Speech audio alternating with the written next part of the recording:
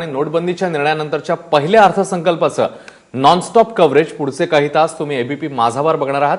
दिग्गजांच्या नजरेतनं आम्ही मोदी सरकारतर्फे मांडल्या जाणाऱ्या बजेटचा अर्थ समजून घेण्याचा प्रयत्न करणार आहोत।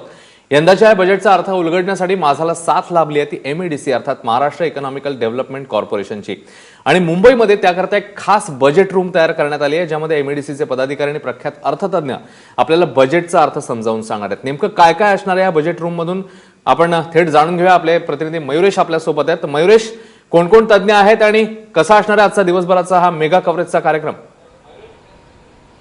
अश्विन, जसं तू पहिल्यापासून म्हणतोयस की एक ऐतिहासिक बजेट, विशेषतः नोटबंदीच्या निर्णयानंतर, डिमॉनिटायझेशनच्या निर्णयानंतर जे भारतीय अर्थव्यवस्थेवर काय चांगले वाईट कसे बरे वाईट परिणाम होतो याची खूप चर्चा भारतभर जगभर झाली आणि अर्थसंकल्पामध्ये त्याची पूर्णपणे चित्र पडलेलं पाहायला आपल्याला मिळणार आहे। आणि म्हणून महत्त्वाचा अर्थसंकल्प आहे। या क्षेत्रातले केवळ अर्थविषयकच नव्हे तर या संदर्भातल्या प्रत्येक क्षेत्रातले तज्ञ आपल्यासोबत असणार आहेत। अर्थ बजेटचं आपण सोप्या भाषेत सगळ्यांना समजावून सांगणार आहोत। आज दिवसभर हे मॅरेथॉन कव्हरेज चालणार आहे। अर्थात प्रत्येकाला उत्सुकता लागली आहे की थोड्या वेळामध्ये अर्थमंत्री अरुण जेटली जे सादर करतील आणि त्यांच्या पेटाऱ्यातून काय बाहेर पडतील, त्याच्या अगोदर आणि त्याच्यानंतरही आपलं हे सतत मॅरेथॉन कव्हरेज अर्थ बजेटचा सुरू राहणार आहे।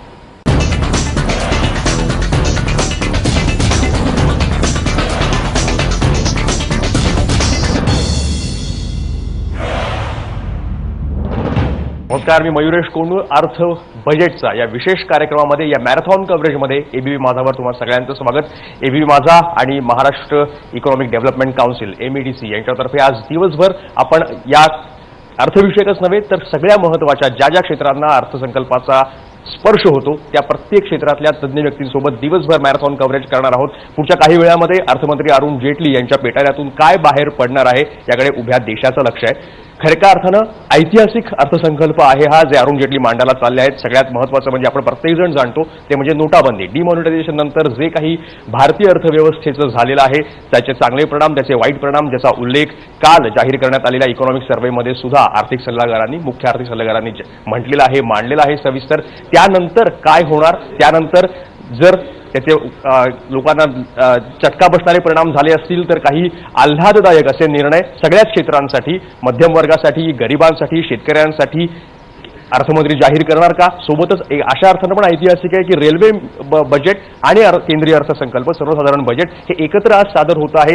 त्याचा परिणाम काय होणार आणि त्याबरोबरच सगळ्यात महत्त्वाचं म्हणजे जे राजकीय परिणाम, कारण उत्तर प्रदेशसह 5 महत्त्वाच्या राज्यांमध्ये निवडणुका येऊ घातलेल्या आहेत। पुढच्या 2 महिन्याच्या अंतरामध्ये महाराष्ट्रामध्ये महानगरपालिकांच्या निवडणुका आहेत आणि त्यामुळं केंद्र सरकारची, भाजपच्या सरकारची एका प्रकारची मिड टर्म एक्झाम म्हणून सुद्धा या बजेटकडे बघितलं जात आहे। त्यामुळे खूप साऱ्या महत्त्वाच्या यापूर्वी न पाहिलेल्या अशा घोषणा या बजेटमधनं होऊ शकतात, काही रिफॉर्म्स येऊ शकतात, काही सुधारणा येऊ शकतात आणि त्याची चर्चा आपण दिवसभर आज या अर्थ बजेटच्या या मॅरेथॉन कव्हरेजमध्ये करणार आहोत। आणि आपल्यासोबत मंचावर सुद्धा सगळे मान्यवर अर्थतज्ञ आहेत, त्यासोबत राजकीय प्रतिनिधी सोबत आहेत आणि त्यांना यामध्ये चर्चा करण्यासाठी इतर सर्व क्षेत्रातले तज्ञ आपल्यापाशी आलेले आहेत। एबीपी माझाच्या अर्थ बजेटच्या या कार्यक्रमामध्ये आपल्यावर मंचावर आहेत चंद्रशेखर टिळक, ज्येष्ठ अर्थतज्ञ, त्यासोबतच दीपक नाईक सर आहेत एमईडीसीचे, सोबतच विलास जोशी आहेत, अर्थ आणि कायदाविषयक सल्लागार तज्ञ आहेत आणि भाजपचे प्रवक्ते माधव भांडारी सुद्धा आपल्यासोबत आहेत। सुरुवात करूयात आपण दीपक नाईकांसोबत। कुतूहल आहे, ऐतिहासिक पण म्हटलं जात आहे, खूप पूर्वी न बघितलेल्या घोषणा याच्यामध्ये होऊ शकतात, महत्त्वाच्या घोषणा येऊ शकतात, सुधारणा होऊ शकतात, काही कडवट वाटतील असेही निर्णय येऊ शकतात, असं खूप सारे कुतूहल प्रश्न विचारले जात आहेत। तुमच्या अपेक्षा नेमक्या या बजेटकडनं काय आहेत? काय आपल्याला जेटलींच्या पेटाऱ्यातनं बाहेर येताना पाहायला मिळू शकतं? सर्वप्रथम बजेट म्हणजे काय असं एक सोपं समजून घेऊया। बजेट म्हणजे येणारा पैसा येणार कुठून आणि खर्च करायचा तो कुठं करायचा। आणि जसं आपल्या घरांमध्ये असतं की कुठेतरी तूट पडते, कुठेतरी जास्त असतं, तसं देशस्तरावरती आपण तूट आणि भरपूर कुठं आणि कुठला पैसा कसा वापरावा हे म्हणजे बजेट। आता यावर्षी त्याबद्दल कुतूहल खूप का वाढलं तर पैसे डिमॉनिटायझेशनमुळं, नोटाबंदीमुळं अगदी तळागाळाच्या लोकांपर्यंत हा एक सरकारने घेतलेल्या निर्णयाचा प्रचंड मोठा परिणाम होतो, याची जाणीव लोकांना झाली। हा एक मोठा व्ह्यू आहे की ज्याचे अगदी लहानात लहान माणसापासून मोठ्यात मोठा उद्योजक या राष्ट्रीय निर्णयांनी एफेक्ट झाला किंवा त्याचा परिणाम झाला। दुसरं जीएसटी म्हणजे आपली जी घटनात्मक दुरुस्ती केली आणि जीएसटीचं रिजीम आता इथून पुढे चालू होणार आहे, त्यातून जे नवीन टॅक्स रिफॉर्म्स होणार आहेत त्याचे होणारे परिणाम आणि त्याच्याबद्दल अर्थसंकल्पात अर्थमंत्र्यांनी केलेली काय तरतूद असेल ती एक खूपच जिज्ञासेचा सब्जेक्ट आहे की प्रत्येकालाच त्याच्याविषयी अत्यंत मोठी जिज्ञासा आहे. आणि हे करता करता अगदी परवाच म्हणजे जेव्हा अमेरिकेचे नवीन राष्ट्रपती आले तेव्हा त्यांनी म्हणजे अमेरिका फर्स्ट हा जो त्यांचं धोरण आहे H-1B व्हिसा की ज्याच्यावरती सर्व्हिस सेक्टरमध्ये आपला मोठ्या प्रमाणावरती आपला इन्कम निर्भर आहे देशाचं, हा बदल एकीकडे त्यांच्या पहिल्याच कारकिर्दीतल्या पहिल्या दिवशी त्यांनी पॅसिफिक ट्रीटी कॅन्सल केली, हा एक मोठा बदल. त्याचा माझ्या मते तरी त्याचा आपल्यावर चांगला परिणाम होणार आहे. परंतु हे मोठाले जागतिक स्तरावरचे परिणाम आणि नोटाबंदी किंवा जीएसटी सारखा आपल्या घरात होणारा परिणाम या सगळ्याचा जर एकत्र गोषवारा घेतला तर नक्की परिणाम काय हे आज आपल्याला जेटली सांगतील. म्हणून आपल्या सगळ्यांची त्याविषयी खूप मोठी अपेक्षा आहे आणि खूप जिज्ञासा आहे. चंद्रशेखर टिळक आपल्याकडे येतो. कालच्या इकॉनॉमिक सर्व्हेमध्ये पण असं म्हटलं आलं की जो विकास दर आहे त्याच्यावर काही परिणाम होऊ शकतो, कमी होऊ शकतो. बरेच जण असं म्हणतात की नोटाबंदीच्या निर्णयाचा तो परिणाम असू शकतो. आपली अपेक्षा काय आहे, असा परिणाम आपल्याला पाहायला मिळू शकतो का जर कालच्या सर्व्हेकडे लक्ष दिलं तर, आणि आपल्या अपेक्षा काय आहेत आजच्या बजेटकडनं? मुळामध्ये आपण एक गोष्ट लक्षात घेऊया की नोटाबंदीच्या निर्णयाने आर्थिक विकासावरती वार्षिक पातळीवरती परिणाम होईल हे म्हणणं म्हणजे फार पिहळद होगोरी सारखा प्रकार होईल. मुळातच नोटाबंदीच्या निर्णयाने सरकारनं तुम्ही कोणतेही व्यवहार करू नका असं सांगितलेलं नाहीये. व्यवहार करायची पद्धत काय असावी याची चर्चा झालेली आहे आणि कोणत्याही स्वरूपामध्ये व्यवहार झाला तरी त्यातनं अर्थकारण हे पुढे जात असतं. आणि एक गोष्ट आपण अशी लक्षात घेऊ की आर्थिक विकासाचा दर जो 6.75 ते 7.5% जी मर्यादा सांगितलेली आहे तर इथेच एक गोष्ट स्पष्ट होते की एखादा विशिष्ट आकडा सांगण्याच्या ऐवजी आपण जो एक बँड किंवा पातळी सांगतोय ही सांगणारी गोष्ट अशी आहे की येथे दोघांनाही वाव आहे. जसं काही प्रमाणामध्ये आता नाईक साहेब म्हणाले की काही जागतिक घटक आहेत, काही स्थानिक घटक आहेत, तर डिमॉनिटायझेशनच्या निर्णयाने सगळ्यात पहिल्यांदा एक सत्ता म्हणून, एक देश म्हणून आपण जो जागतिक अर्थव्यवस्थेला संकेत दिला किंवा संदेश दिला की आमचे निर्णय आम्ही घेऊ, जागतिक पातळीच्या घटकांचा विचार करून घेऊ, परंतु आमच्या स्थानिक घटकांना प्राधान्य देणारा करू, हा घटक मला महत्वाचा वाटतो. आणि त्याही पेक्षाला महत्वाचा घटक असा वाटतो की एकीकडे नोटाबंदीचा निर्णय ज्या पद्धतीनं आपल्या देशाच्या ग्रामीण भागावरती जास्त झाला असं आपण बाहेरही म्हटलं, काही प्रमाणामध्ये कालच्या आर्थिक सर्वेक्षणामध्येही त्याची तरतूद केली. पण जे ग्रामीण भाग फार मोठ्या प्रमाणावर ज्या कृषी क्षेत्रावर अवलंबून आहे त्या कृषीच्या वाढीचा दर जो 2 वर्षापूर्वी -0.2 होता, गेल्या वर्षी 1.2 होता, तो आता 4.1 झाला. म्हणजे -2 ते 1.2 तो 4% हा गेल्या 2.5 वर्षातला म्हणजे मोदी सरकारच्या कालखंडातला विचार आहे. त्याही पेक्षाला महत्वाची गोष्ट अशी वाटते की तो केवळ 1.2 चा 4.1 झाला अशी परिस्थिती नाहीये. तर तो दर वाढत असताना त्याचं जे कंपोझिशन आहे, त्याची जी संरचना आहे, त्याच्यामध्ये झालेला फरक मला जास्त महत्वाचा वाटतो. गहू, तांदूळ, डाळी हे जे आपलं स्टेपल फूड आहे त्याचं उत्पादन वाढलंय आणि म्हणून ते भाव कमी झाले. त्याच्यात काही प्रमाणात आयातीचाही भाग आहे, पण त्याही पेक्षा सुद्धा नगदी पिकांचं बदललेलं स्वरूप आणि त्यामुळे लोकांच्या हातामध्ये खेळता राहू शकणारा पैसा आणि त्याचा कालावधी, त्यामुळे गेला एका वाक्यात कालच्या सर्व आर्थिक सर्वेक्षणाच्या आढावाचं वर्णन करायचं झालं तर एकाच वेळेला तो व्हॅल्यू ऑफ मनी विषयीही बोलतो आणि त्याच वेळेला तो टाइम व्हॅल्यू ऑफ मनी या विषयावरतीही बोलतो. हा जो एका पवित्र्यामधला बदल आहे, हा बदल पुढच्या तासाभरामध्ये जो अर्थसंकल्प सादर होणार आहे त्याच्यामध्ये किती प्रतिबिंबित होईल हे पाहणं मला जास्त महत्वाचं वाटतं. आणि एक दुसरी गोष्ट अपेक्षांबद्दलचं की मगाशी आपण कार्यक्रमाच्या आधी काही कॉलेजच्या विद्यार्थ्यांची प्रतिक्रिया दाखवल्या, तर आपण एक गोष्ट लक्षात घेऊ की नोटाबंदीचा एक राष्ट्रीय अर्थव्यवस्था किंवा जागतिक अर्थव्यवस्था म्हणून माझ्यासारख्या या क्षेत्रातल्या अगदी प्राथमिक पातळीवरच्या अभ्यासकाला जे कौतुक वाटतं ते अशासाठी आहे की सगळ्यात पहिल्यांदा या नोटाबंदीच्या निर्णयाने आपल्या देशाच्या सकल राष्ट्रीय उत्पादनात, मराठीत सांगायचं म्हणजे GDP मध्ये जो मूलभूत फरक झालाय त्याची आपण नोंद घेतली की केवळ कृषी, उद्योग, सेवा अशातला भाग नाही, तर जे सेवा क्षेत्र तुमच्या GDPचा 54% वाटा देतो, ते 54% वाटा देणारा पिढी जी 30च्या मागच्या पुढची आहे ती पिढी कशा पद्धतीने विचार करते, कशा पद्धतीने व्यवहार करते, कशा पद्धतीने त्यांना उत्पन्न मिळतं, कशा पद्धतीने ती गुंतवणूक करते, या सगळ्याचा विचार घेऊन नोटाबंदीचा निर्णय आहे.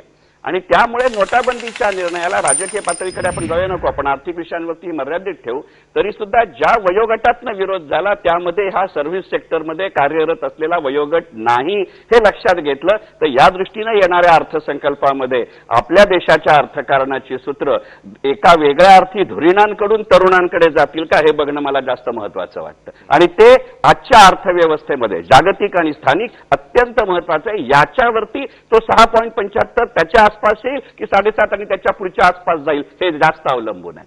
कारण रोकडा कर आणि मोकळा कर हे जे संपूर्ण कॅशलेस इकॉनॉमीचं सूत्र आहे ते येणाऱ्या अर्थसंकल्पामध्ये दिसेल याविषयी माझ्या मनामध्ये शंका नाही. बिलकुल. आणि ते धोरणांकडून तरुणांकडे जाणारा अर्थसंकल्प असं त्याचं वर्णन नंतर करता येतं का? त्या एका तासाच्या पूर्ण अर्थसंकल्पानंतर स्पष्ट होईल. ॲडव्होकेट विलास जोशींकडे येतो. जे वेगळे वेगळे वर्ग आहेत, नोकरदार वर्ग आहे जो बहुतांशानं मध्यम वर्ग या कॅटेगरीमध्ये येतो, शेती आहे, इंडस्ट्री आहे, हे पण खूप साऱ्या आशेनं या अर्थसंकल्पाकडे बघतायत. कारण या प्रत्येकालाच नोटाबंदीच्या निर्णयाचे कमी जास्त प्रमाणामध्ये जे परिणाम चांगले वाईट जे काही असतील ते त्यांना पाहावे लागलेले आहेत. या वेगळ्या वेगळ्या घटकांसाठी कुठल्या प्रकारच्या योजना, कोणत्या प्रकारच्या घोषणा आपण अपेक्षित करता या अर्थसंकल्पात? पहिली गोष्ट म्हणजे आज एक वकील हा अर्थसंकल्प सादर करतोय. हा जो वकील आणि त्याच्यावर वकिलांनी बोललं म्हणजे वकिलाच्या जास्त अपेक्षा आहेत आणि वकिलाला म्हणजे साधारण सर्व समाजाला तो रिप्रेझेंट करत असतो, त्यामुळे त्याला लोकांच्या अडचणी वकिलांना माहिती असतात काय काय आहेत. त्यामुळे मला असं वाटतं म्हणून ॲडव्होकेट विलास या अर्थसंकल्पात रस अधिक आहे. एक सांगू शकतो की 1947 ते 2017 या 70 वर्षांमध्ये 61 वर्षीय आपला एक वकील त्यामुळे कळतं का नाही याच्यावरती वाद होऊ शकतो.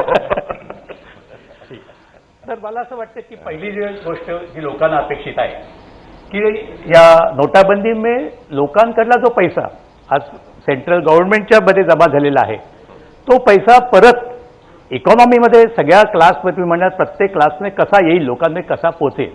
मग ते इन्फ्रास्ट्रक्चर डेव्हलपमेंट असेल, रुरल डेव्हलपमेंट असेल, त्याच्यामार्फत आहे परत हे पैसा लोकांकडे कसा येईल हे पाहणं महत्त्वाचं आहे आणि ती अपेक्षा आहे लोकांना.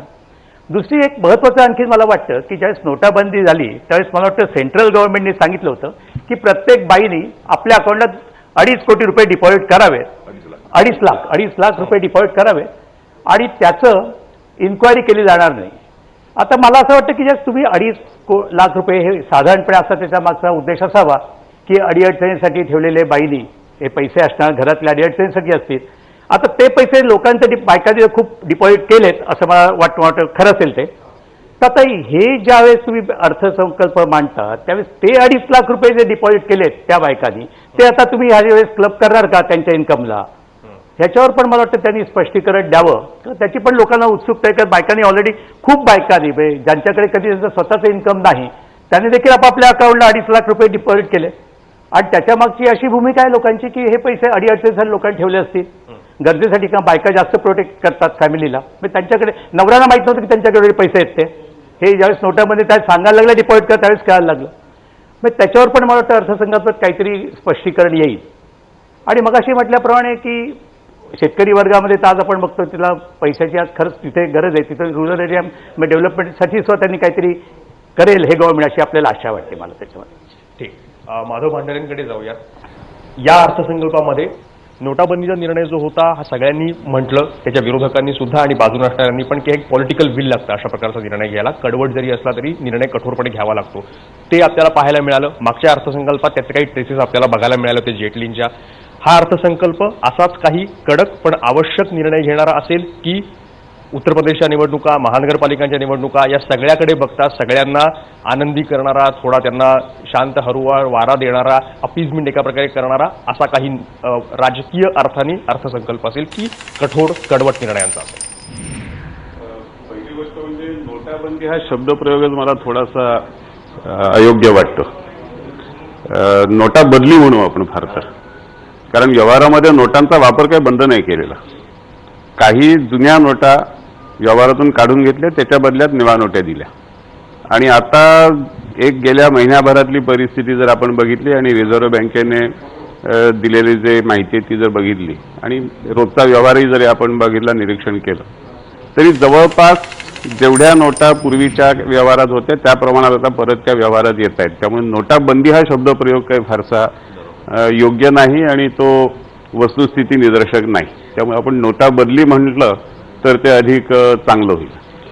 दुसरा मुद्दा जो आहे तो मोदी सरकार आल्यापासून आणि अरुण जेटली अर्थमंत्री झाल्यापासून त्यांनी प्रत्येक टप्प्यावरती काही ना काही नवीन पावलं उचलणं, नवीन सुधारणा करणं, काही कठोर निर्णय घेणं, मुख्यतः आर्थिक शिस्त या विषयाला या सरकारने प्राधान्य दिलं, पंतप्रधानांनी अर्थमंत्र्यांनी प्राधान्य दिलं आणि त्या सगळ्यातून काही बदल घडवत आणण्याचं काम या 2-3 वर्षांमध्ये केलं. मला असं वाटतं की या आत्ताच्या अर्थसंकल्पामध्ये सुद्धा त्याच पद्धतीने पावलं टाकली जातील. कदाचित काही कठोर पावलं उचलली जातील, काही कटू निर्णय घेतले जातील, पण कुठलंच सरकार हे सगळं कटू निर्णय ऐकायला घेतं असं होत नाही. आपल्याला सवय ही लागली की सगळंच गोडगोड सरकारकडून मागण्याची सवय लागली. त्यामुळे मध्येच एखादा कटू काहीतरी आलं की आपल्याला वाटतं अरे बापरे काय चाललंय. तर आता निवडणुका आहेत आणि निवडणुकांचा उल्लेख आपण जरी केला तरी निवडणूक आयोगाची आचारसंहिताही चालू आहे. त्यामुळे या अर्थसंकल्पावरती बऱ्याच मर्यादा आहेत, अर्थसंकल्पाच्या मांडणीवरती मर्यादा आहेत. पण दुसरे काही प्रमुख मुद्दे आपण इथे सुरुवातीलाच नोंदवून ठेवले पाहिजे की या अर्थसंकल्पाच्या निमित्ताने आपण खूप गोष्टी पहिल्यांदा करतो. म्हणजे अगदी काही गोष्टी या 100-200 वर्षानंतर पहिल्यांदा करतो. काही गोष्टी या कदाचित आपण इथे जे बसलो त्यांच्या कोणाच्या आयुष्यात पुन्हा बघायला मिळतील ही शक्यता कमी आहे. त्यातला पहिला मुद्दा नोटबदलीचा आहे. 1947 सालानंतर पहिल्यांदा एवढ्या मोठ्या प्रमाणात नोटबदलीचा, चलन बदलीचा निर्णय सरकारने केला. त्याच्यानंतरचा पहिला हा अर्थसंकल्प येतोय. ही घटना काही परत परत घडते असं होत नाही. दुसरा मुद्दा जो आहे तो 94 वर्षानंतर रेल्वेचा अर्थसंकल्प मांडला जाणार नाही, तो सार्वत्रिक अर्थसंकल्पामध्ये एकत्र येणार आहे. आणि तिसरा मुद्दा, जवळजवळ अर्थसंकल्प मांडायला सुरुवात केल्यापासून पहिल्यांदा आपण अर्थसंकल्प मांडण्याचा दिवस 1 महिना अलीकडे आणलाय. भंडारी सर, मी 1 मिनिट तुम्हाला फक्त थांबवतो, कारण एक महत्त्वाची बातमी येते दिल्लीतनं. आजच्या या अर्थसंकल्पावर एक थोडं दुःखद सावट ते म्हणजे आहे भारताचे माजी विदेश राज्यमंत्री जे राहिलेत ई अहमद, त्यांचं जे काल राष्ट्रपतींच्या अभिभाषणाला पण होते, त्यांचा हृदयविकारानं मृत्यू झाला आणि त्याच्यामुळे बजेट होईल किंवा नाही अशा प्रकारची सुद्धा शंका सकाळपासून होती की ते पोस्टपोन केलं जाईल का. मल्लिकार्जुन खरगे जे विरोधी पक्ष विरोधी नेते आहेत, काँग्रेसचे गटनेते आहेत लोकसभेतले, त्यांनी अशी मागणी केलेली आहे की हा अर्थसंकल्प 1 दिवस पुढे ढकलावा. काँग्रेसतर्फे दिवंगत ई अहमद यांचा सन्मान राखण्यासाठी आणि अशा प्रकारचा परंपरा आहे लोकसभेची की जर अशा प्रकारे जे सदस्य आहेत लोकसभेचे त्यांचा जर मृत्यू झाला तर अशा प्रकारे 1 दिवसाचं अधिवेशन पुढे ढकलता येतं आणि त्याप्रमाणे अर्थसंकल्प 1 दिवस पुढे ढकलावा अशी मागणी काँग्रेसनं केलेली आहे. अर्थात लोकसभेच्या सभापती हा अंतिम निर्णय घेणार आहेत आणि आतापर्यंतची माहिती अशी आहे की सरकार तयार आहे आजच अर्थसंकल्प सादर करायला. पुन्हा एकदा माधव भंडारेंकडे येतो. भंडारे सर, आपला मुद्दा आपण पूर्ण कराच, पण आपण नियम सुद्धा लोकसभेचे आणि संसदेचे जाणता, तर हे जी मागणी होते आहे ही प्रत्यक्ष येऊ शकते 1 दिवस अर्थसंकल्प पोस्टपोन करणं का सरकार याही परिस्थितीमध्ये परंपरा जरी असली तरी सुद्धा अर्थसंकल्प एक महत्त्वाचं डॉक्युमेंट आहे ते सादर करू शकतं? परंपरा ह्या मी योगायोगाने मी जो मुद्दा मांडत होतो त्याच्याशीच हा जोडलेला मुद्दा आहे. या अर्थसंकल्पामध्ये आपण अनेक परंपरा बाजूला सारल्यात. या अर्थसंकल्पाच्या दिवसाच्या आजूबाजूला पूर्वी 1 एप्रिलला संध्याकाळी 5 वाजता अर्थसंकल्प मांडला जायचा. फेब्रुवारी महिन्याच्या शेवटच्या दिवशी 5 वाजता मांडला जायचा. तो 5 वाजता का? तर ती ब्रिटिशांच्या काळातली पद्धत होती. अगोदर जेव्हा ब्रिटिश सरकार होतं तेव्हा सकाळी 11 वाजता ब्रिटिश संसदेमध्ये ब्रिटनचा अर्थसंकल्प मांडला जायचा आणि मग संध्याकाळी 5 वाजता भारताचा अर्थसंकल्प मांडला जायचा. 47 सालानंतर ब्रिटिश गेले, पण आपण संध्याकाळी 5 वाजताच कायम होतो. आपल्याकडे ती नोंद आपण घ्यायला 1990 किंवा 92 साल उजाडलं, पण आपण ती 96 साल उजाडलं. यशवंत सिन्हा आणि वाजपेयी सरकारच्या काळामध्ये यशवंत सिन्हांनी पहिल्यांदा त्या अटलजींच्या सरकारने ती पद्धत बदलली. त्याच्यानंतर आपण आज परंपरेला आणखीन एक बदल करत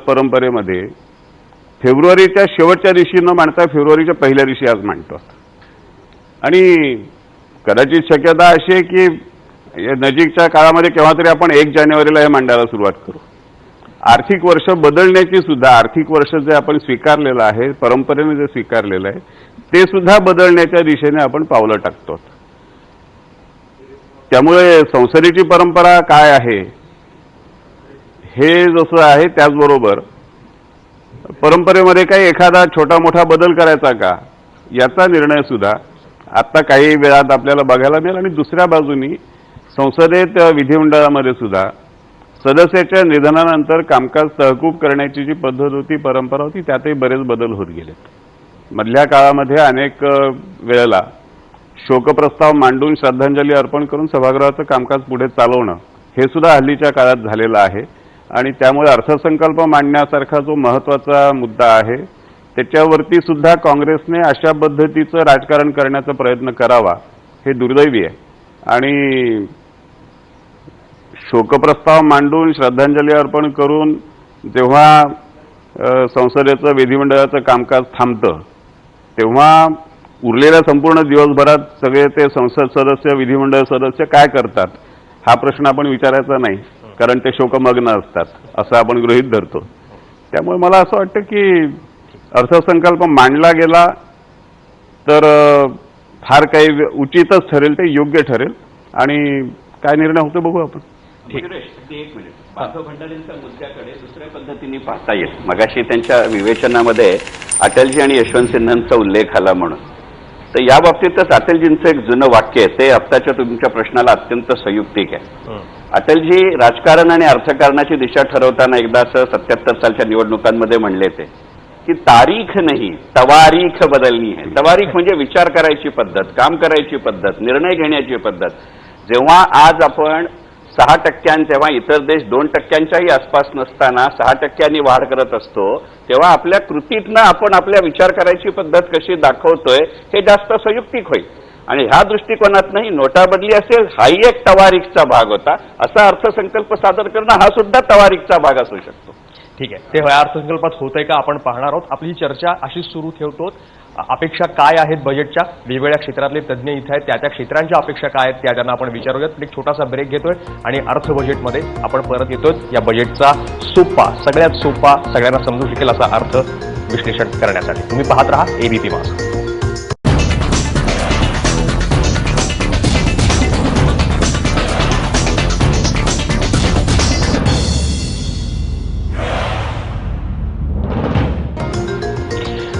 ब्रेकनंतर तुमचं स्वागत आहे. अर्थ बजेटचा अर्थमंत्री अरुण जेटली आणि पंतप्रधान नरेंद्र मोदी दोघंही संसदेमध्ये पोहोचलेले आहेत. आता कोणताही संभ्रम, संशय राहिलेला नाही की अर्थसंकल्प आज सादर होणार किंवा नाही, तो आजच सादर होईल. सुमित्रा महाजन लोकसभेच्या सभापती यांनी हा निर्णय घेतलेला आहे की आज श्रद्धांजली वाहिल्यानंतर अर्थसंकल्प नेहमीप्रमाणे जसं ठरलेला आहे तसाच तो आज सादर होईल. आपण चर्चा करतो आहोत की काय अपेक्षा आहेत पुढच्या काही वेळात अरुण जेटलींकडनं. वास्तव जे आहे ते सगळ्यांच्या समोर येणार आहे, पण अपेक्षा काय आहेत. सगळ्यांचं लक्ष विशेषतः मध्यम वर्गाचं ते असतं, ते म्हणजे करामध्ये काय होणार. नोकरदार वर्ग जो असतो त्याला करामध्ये सूट अपेक्षित असते. काय परिस्थिती आहे, त्या वर्गाला सुखावण्यासाठी आज काही महत्त्वाचा निर्णय कर पद्धतीमध्ये अपेक्षित आहे का? निश्चितच नोटाबंदीनंतर एक सामान्यांच्या मनावर फुंकर घालण्याकरता आणि त्यामुळे कराच्या ज्या स्लॅब्स आहेत त्या बदलू शकतात. कराच्या दरामध्ये बदल होईल असं मला वाटत नाही, परंतु स्लॅब्समध्ये बदल होऊ शकते. गुंतवणुकीचे ATCचं जे लिमिट आहे ते वाढायची शक्यता आहे आणि हाऊसिंग म्हणजे गृहकर्जची जी लिमिट आहे त्याच्यातही वाढ व्हायची शक्यता आहे. वित्तीय तूट प्रमाणात राखून अर्थमंत्रालयाला करण्यासारखं बरंच काही असू शकतं.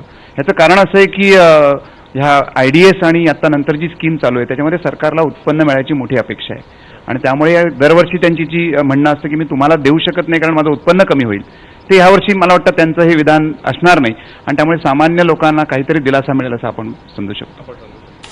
आणि जर गुंतवणूक वाढवायची असेल सरकारला, सरकार अर्थव्यवस्थेमध्ये खूप साऱ्या प्रमाणामध्ये नवीन ऑपॉर्च्युनिटीज तयार करतं गुंतवणुकीसाठी, ज्या पारंपरिक आहेत त्या पद्धतीने सुद्धा आणि म्युच्युअल फंड्स किंवा या सगळ्या ह्याच्यामध्ये सुद्धा, त्याच्यामध्ये प्रोत्साहन देण्यासाठी या अर्थसंकल्पामध्ये काय आणखी असू शकतं, आणखी गुंतवणूक वाढवण्यासाठी?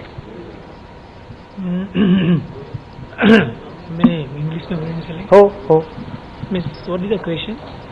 गुंतवणूक वाढवण्यासाठी, इन्व्हेस्टमेंट वाढवण्यासाठी सरकार काय काय पाऊल आणखी उचलू शकतं, याच्यामध्ये प्रोत्साहन कसं दिलं जाऊ शकतं?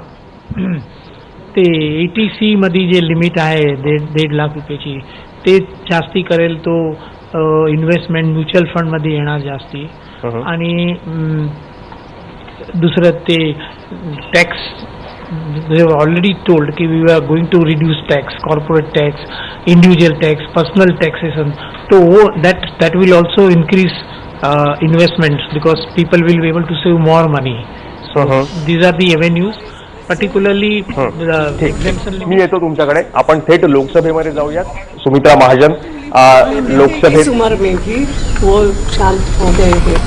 मैं अभी उनको श्रद्धांजलि ही दे के आई हूँ, मगर दोनों बातें हमें साथ साथ सोचनी पड़ेगी. एक दुखद घटना हमारे सामने है, मगर साथ ही साथ बजट एक कॉन्स्टिट्यूशनल थिंग और इसलिए बजट तो करना ही होगा. ये हमारे ऊपर एक प्रकार सा ऑब्लिगेशन हो. प्रेसिडेंशियल ऑर्डर एक बार ऑर्डर होती है तो करना होता है और इसलिए अभी हम डिसीजन ले लेंगे. मगर शायद डिवाइस तो है, ऑबिचुअरी करेंगे, सब क्या करें कैसे करें प्रोसीजर वो अभी अंदर बैठ के हम डिसीजन ले लेंगे. Budget will be there. तो सुमित्रा महाजन किया जाएगा. त्यामुळे बजेट असणार आहे. सुमित्रा महाजन लोकसभेच्या सभापती त्यांनी संसदेमध्ये अगोदर आज जात असताना अगोदरच बाहेर प्रतिक्रिया दिलेली आहे की बजेट होणार आहे जरी एक दुःखद घटना घडली असली तरी सुद्धा. त्यामुळे पुढच्या काही वेळामध्येच आपल्याला अर्थमंत्री अरुण जेटली अर्थसंकल्प सादर करताना पाहायला मिळतील. आपण विचारतो की कोणकोणत्या क्षेत्राच्या कशा कशा अपेक्षा आहेत. विशेषतः उद्योग क्षेत्र जे आहे त्यांच्या अपेक्षा काय असतील या बजेटकडून जो आता सादर केला जाईल. उद्योग क्षेत्राला सगळ्यात पहिल्यांदी गोष्ट म्हणजे आपली अपेक्षा अशी आहे की कर्ज जे दिलं जातं ते कर्ज सगळ्या नियमांना अनुसरून जे दिलं जातं त्याच्याकरता सरकार काही वेळा बदल करतात.